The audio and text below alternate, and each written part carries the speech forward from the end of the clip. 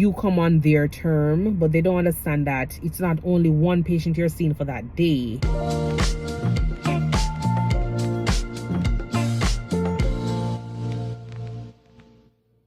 So I have had difficult patients while working the house calls so far, and difficult in the sense where I'm not able to get through to the patients.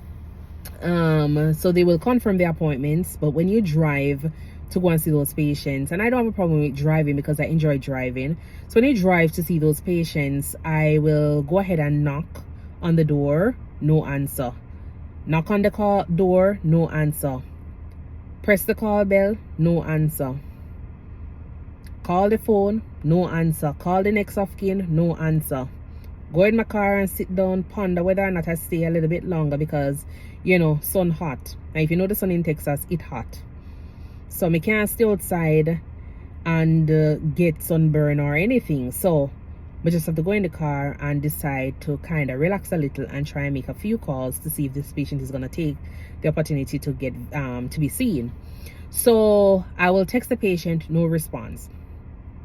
All right, I spent 15 minutes.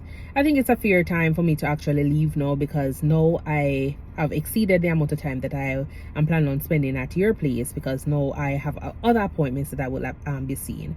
And it turned out that after leaving, you know, probably 20-30 minutes later, this patient is going to call the office to say that, oh, they're waiting for the nurse practitioner to show up.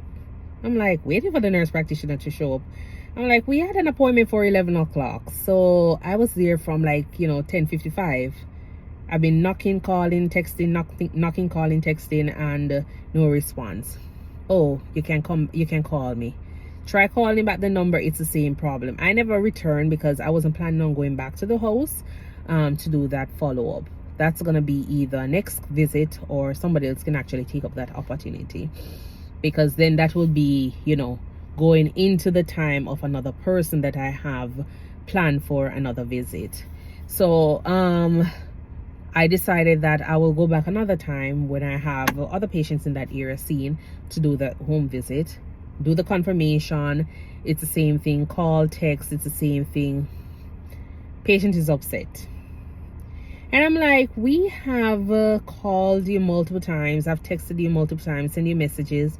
Like, you know, we have an arrangement for whatever time period. So is either you're going to sit at the door and wait, but no, you don't answer. And then when I am like 30 minutes out, that's the time when the office is gonna call to say that this patient is saying that they're waiting. I'm like, no, they're not waiting, because it can't be a case where 2 visits have shown up to their house on different days, and I've been trying to call, text, you know, left messages, waited 15 minutes, and nobody responded.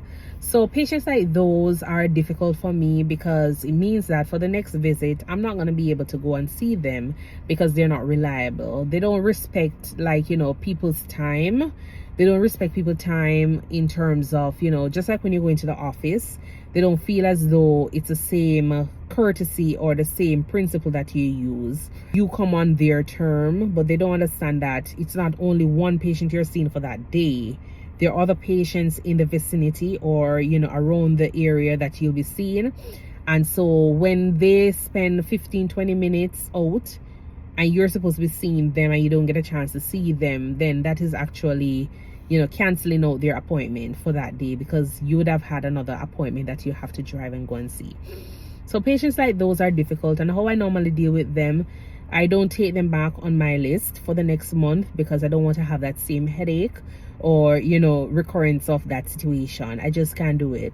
I prefer to just have patients who are going to be more receptive to, you know, these visits. And it's not a problem with me having patients who are not going to be able to make the visit, but I prefer communication. When persons communicate, just like how you can call in the office and say, hey, you're waiting for your appointment, just go ahead and text me and let me know that you're not able to make the appointment, or you don't want me to come and see you at this time, or whatever it is. But you don't wait until 30 minutes, 40 minutes time and then be like, oh, I went to go and get something to eat and come back. Like, no, it doesn't work like that for me. I will have somebody else in the office, you know, get them assigned to somebody else who is able to work with their time and work with, you know, all the little things that comes with it.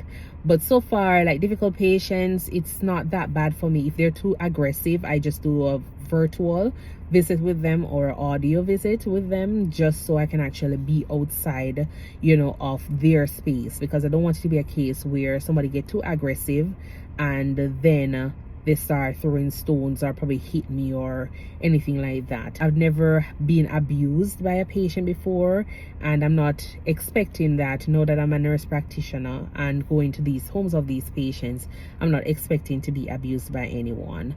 So dealing with them, I just try to find different ways of going around to provide the care that I need to get them. But if they're gonna be disrespectful and, you know, too demanding or aggressive, then I just literally have them get assigned to someone else. And then if the office manager or the person who's in charge of the office is not wanting them in the practice, because that is a situation that happens with all the other nurse practitioners or the providers that are seeing the patient, then depending on the, you know, the manager, the owner, they will decide whether or not they will discontinue service with that patient. But as long as you document, that is the most important thing. Documentation is always going to be key. And as I've always said in my videos, you know, work not documented is work not done. So if you don't say anything and if you don't document it, then, you know, they don't really have that much proof to say this is what is going on or this is what is happening. So that's how I go about and deal with like a difficult patient in my house call visits on a monthly or weekly basis. All right.